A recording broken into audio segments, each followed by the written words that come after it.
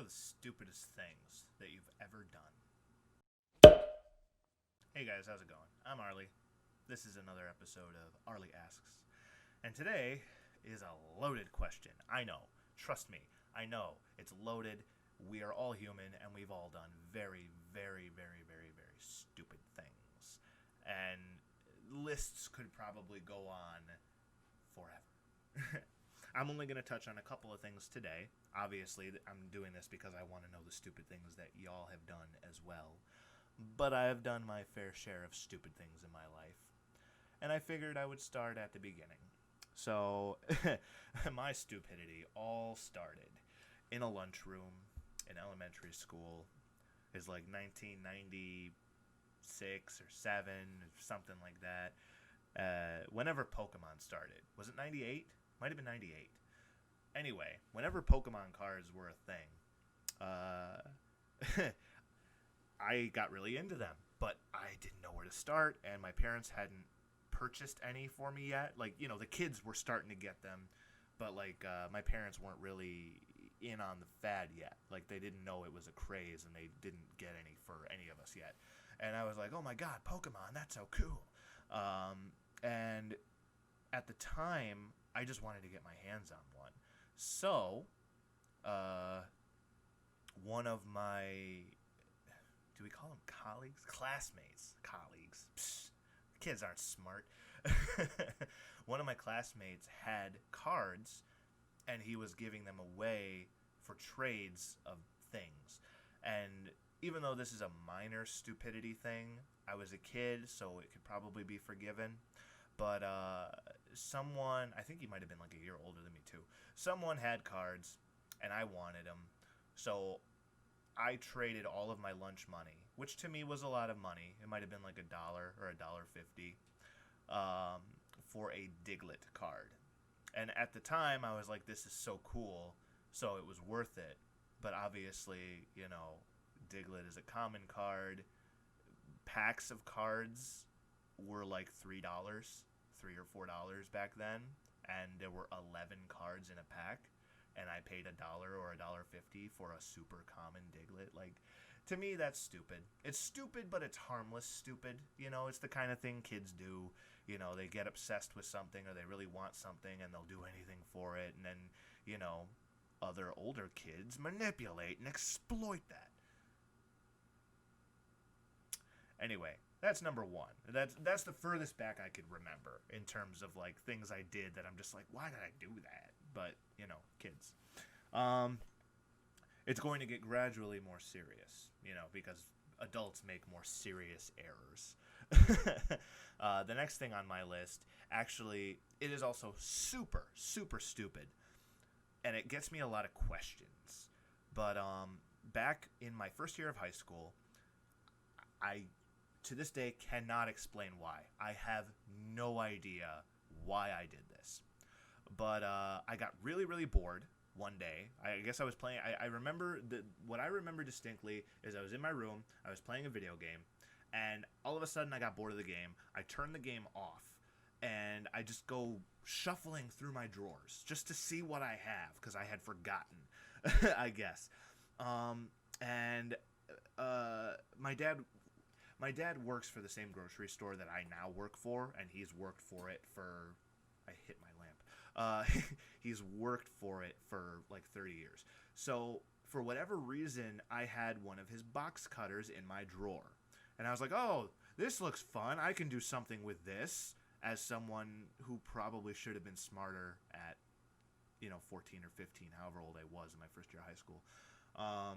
And I took the box cutter, and I found one of my laundry baskets. And I wanted to be a scientist. I wanted to test how quickly I could cut through the little plastic strips in the laundry bin. Because, like one of those thin dollar store laundry bins that got the real, that you can like squish it, like an accordion, like back and forth. And so I lifted it, and I held it kind of like this, and I had the box cutter like this, and I started cutting at it towards me, which I had never thought about or like learned, like, hey, you should never cut towards you whenever you have a sharp object. I knew not to run with scissors, but I didn't know not to cut towards myself with a goddamn box cutter. Anyway, so I you know, it was cutting. It was slicing through the plastic, and I was like, this is cool. And then, like, one of the slices went through all the way, and I guess I was using too much strength, and it kept going, and it cut me in the arm. And it gave me a huge gash on my arm, a gash that needed to be stitched up, a gash that luckily missed all of my primary arteries, which is what the doctor told me. That, like, hey, if you would have cut about an inch this way, you know, you could have died. Or he didn't talk like that, but yeah, that's basically what they told me. Like, hey, you're lucky. And you know, I'm not gonna get into gruesome details, but it didn't look pretty. I was afraid. It didn't hurt. Oddly enough, it was such a clean cut. I don't know if the razor was clean, but it was such a clean cut that it just kind of separated. It was like parting the sea, you know. It was just a straight cut, no jagged edges, no hanging flesh or anything. But it still was not. It didn't look pretty, but it didn't hurt. It didn't bleed a lot. There was just a lot of, like, fatty tissue. Is all I'm gonna say. Like, it wasn't pretty. I ran downstairs. I was like, look what my mom's like, what the fuck did you do? I'm running it underwater, and I'm just like, I don't know. And then, again, it didn't hurt, but then my dad and my aunt took me to the emergency room, and on the way there, I don't think I was losing a lot of blood. I really don't. I had, like, a paper towel on it, and the paper towel wasn't soaking up a lot of blood. Like, it looked like I should have been losing blood, but I wasn't. But I think the fear, like, the adrenaline when I first got the cut was there, and then as that went away, I started feeling, like, dizzy. I wanted to pass out. I think I started actually getting afraid. But I mean, getting it sewn up and everything, it wasn't bad. It didn't hurt, you know, local anesthetic, all that. But it was just really stupid.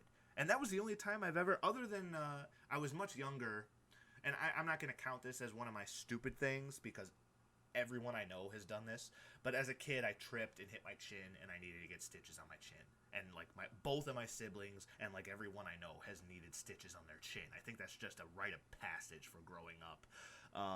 But this is the only other time I've ever needed stitches. And I'll show you, if you can see, there's this nice little amoeba-looking line on my forearm that makes it look like I tried to self-harm, and I have to explain that, no, I was just an idiot as a kid. You know, like, I'm not doing this on purpose. This was a sad mistake. Anyway, so that was you know, you would think I peaked at a young age there, but I did not. There's more. The next two have to do with relationships. And in these relationships, other than me, Arly, my real name, everyone shall remain unnamed, because I'm not going to get into that. You know, I will mention people, but I'm not mentioning names. That's just how I work. So the first thing is a little funny, a little scary, kind of sad. Not terrible, but definitely something that should have been thought about a little more. So I had an experience with a partner in the past, a couple of years ago. And probably more than a couple years by now. Anyway, it was a while ago. I had an experience where my partner enjoyed rougher play in the bed, and, like, you know, hitting and choking and hair pulling, stuff like that, you know. And you know what? I mean, this isn't a PG channel, so, like, yeah, I'm gonna talk about generalized, like, sex. But not really. So we were doing stuff, and we decided that we wanted to try the choking bit. And this was something, again, I was younger, and my partner was even younger than I was, and it's just, we didn't think it through. It was more just like, oh, this is something that she likes, I want to do it, and she wants me to do it, so let's do it. So we did the choking thing a couple of times, and it worked out fine, but I had never looked into it, and we ended up overdoing it to the point where she passed out completely for about like 5 seconds, 10 seconds, not a long time, but it freaked me out. I was so scared. I started bawling. I thought I killed this girl. I was like, oh my god, oh my god, oh my god. I was just doing what she wanted me to do, and look what happened. I killed her. I killed her, and now I am left with a dead person in my bed, and I cried. And then she woke up, and I was crying over her, and I hugged her, and I was just like, oh my god, I never want to do that again. And I never did.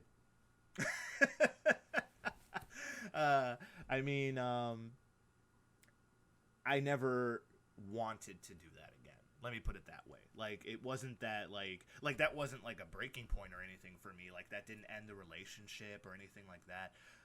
But that was not something that we ever did again, even though she wanted to do it again. And she was like, oh, I'm sorry. I should have told you that this can happen. And, you know, we should have eased into it. Because she was the type that liked that high that you get from the lack of oxygen. I don't know. I don't kink shame. I have my kinks. I have many kinks. That wasn't one of them, but I was willing to try it, and man, did it scar me. It totally scarred me. And I'm counting that as a stupid thing I did, because even though she didn't mention anything, I really should have done a little bit of due diligence too, instead of just going along with it and assuming everything would be okay. So this is kind of a warning out there for those of you who are in new relationships or want to try new things. Definitely look into what you're going to try, or you'll end up in a situation like I was in, thinking you killed someone or injured someone. There's a lot of kinks that can lead to bad results if not done properly. So I'm gonna say that. But yeah, that's the first relationship one. See what I mean? It's kind of funny when you look at it from the past. I didn't kill her, and she laughs at me to this day. Like, she'll laugh at me and be like, ha ha ha, you know, you cried. And I'm like, oh gee, thanks. You know, I care. I cared at one point. Anyway, second one. Now, this is more, I don't think the action itself was stupid. I think how I handled my emotions was stupid. So, those who know me closely, currently I consider myself polyamorous. I was not always this way. I dated someone for a long period of time, almost 10 years, and I think I might have mentioned this in a previous video, I don't know, but yeah, my first girlfriend was someone I dated for a long time. And this was the person I thought I was going to marry. And somewhere along the way, I met someone who clicked with me in a different way. Like, you know, it didn't override the click that I had with my girlfriend at the time, but it was a new click, and I had no idea how to handle it. It was a new feeling to me. I had always been Mr. Loyal, Mr., you know, by the book kind of relationship guy. And this just completely threw me through a loop. I had to go through my thoughts, and there's a whole story involved with it. But basically what I wanted to get at with that is that what I chose to do, instead of really getting into my emotions and really deciding that it would be best to end things with my current girlfriend and try to move on with the new girl, what I tried to do was I explained how I felt to my current girlfriend. I explained how I felt, and I told her that I still felt the same about her, and that I was basically torn because I felt like a puzzle piece with two holes, and literally both of them fit, and that's how I felt. And incidentally, that's what led to me becoming polyamorous, because I still believe that to this day. I believe that there are people who can fit who can connect with you in different ways and still provide love and receive love in the same strong fashion, so long as you can put any sort of jealousy to the side, which I was able to do. But obviously other people were not, and it didn't work out. But basically what I did was, and again, me and my ex were dating for so long, we did not just want to slice through and just end everything.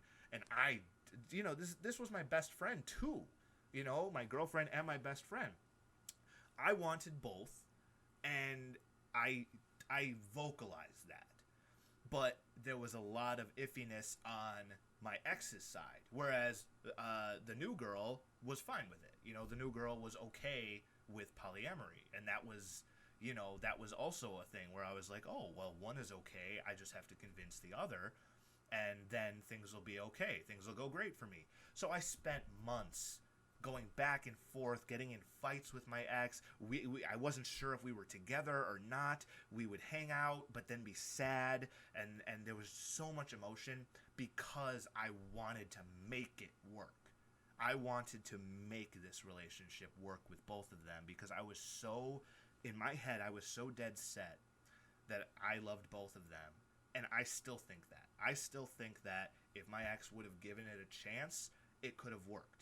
Because I still, this is now years later, and I still think about her. I still, you know, there's still so many things that have impacted me that came from her. Things that I think about that remind me of her that, you know, she hasn't been in my life. She completely cut me off for her benefit, which I understand.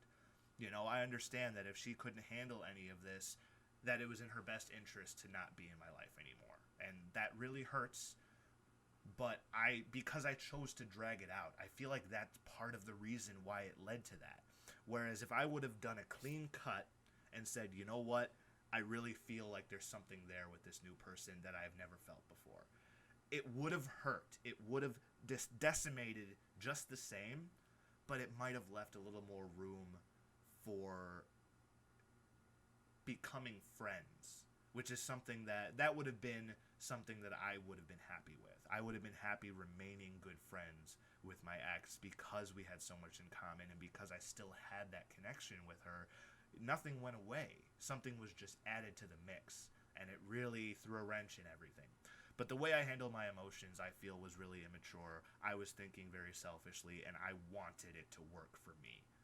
And that was where I went wrong. And that whole scenario, mostly caused by me, ew, I spit. Sorry about that. Mostly caused by me, I feel like that is definitely one of my greatest blunders. I could have handled it better, I could have explained myself better, and I could have saved a lot of pain for everyone involved, myself included, if I had handled things better and not tried to wheel and deal my way into the perfect scenario with people that were not going to fit in that scenario, i.e. my ex. So that one really is, I think, my greatest blunder, but it's not the last one I have for you. I didn't want to leave on a super somber note, so I have one other thing if we will backtrack to my 8th grade trip. This is one that I still get a kick out of to this day, so we'll end on a lighthearted note. The stupidest thing, and honestly, this is still one of the stupidest things I've ever done, because as an 8th grader, I really should have known better. But anyway, we went on a trip, and it wasn't before digital cameras, but it was when disposable cameras were a huge thing still. Parents still used them. They were still available at every store. It was still very much a common thing. You know, you were able to get your everything developed at a Walgreens or a CVS or whatever. You know, everyone had photo booths or, you know, whatever. You get what I'm saying. But anyway, so yeah, I had this disposable camera, and I was on this trip. I went to Lake Geneva. It's a beautiful place. I went on a boat, and I like, you know, we saw scenery, and we learned history about the mansions on the lake, and I just remember it being a genuinely good time. And I took pictures of everything and everyone, and I was there with, you know, this was, I remember saying a lot of my classmates made fun of me during my grade school, but for some reason in 8th grade, a lot of them kind of grew up and apologized to me for making fun of me for the bug catching, and they kind of matured a little bit. We became buddies, kind of. So, like, I actually had a really good dynamic going on this trip. So I took pictures with a lot of people that I normally wasn't hanging out with, and I was talking to people, and we were kind of let on our own. We had chaperones, but we were in 8th grade, so we were kind of allowed to be on the strip and the downtown area. I just remember it being a lot of fun, and I maxed out that camera. I took every picture I could. I think it was like 50 or 60 slides of film, and I filled it up. And here's where the stupid part comes in. I filled up the camera, right? The camera went from 60 to 0. in my head, in my stupid young head, I was like, this camera is done and it's disposable. So I threw it away. I threw away the camera that had yet to be developed because I ran out of film. I thought somehow the pictures would just show up. And then, like, by the time I realized what I did, it was like, I forgot. I think we were walking with a group, and it was maybe like, it must have been like 20 minutes to a half an hour later. We were long past that garbage can on the side of the road, and I was like, I am such an idiot. I have nothing to bring home now. My parents will not know what I experienced. And I was so sad. I was so upset with myself. All I could do was laugh. Even then, I laughed. My friends laughed at me. I was like, what a fucking maroon. What a person would just in the moment, like, disposable camera, it's empty, throw it out. Like, I knew things had to be developed. What was I thinking? But that is a story I tell all the time to people, and it really gets a kick out of most people. So I thought that would be a fun place to end this video. And honestly, this video went on longer than I expected. I was scrambling, like I was really trying hard to remember all of the things that I've done that I think are stupid, and there are more that I probably couldn't think of. But I was worried this wouldn't be enough, and we're already at 21 minutes, so almost perfect. But yeah, and this is the part where I'm like, hey, your turn. What do you guys do? What are the stupidest things that you guys have done? Leave your answers in the comments below, as well as questions you want me to ask and want me to answer. Because I'll do both. Thank you for joining me for this embarrassing, stupid video. I'll see you in the next one. Bye-bye.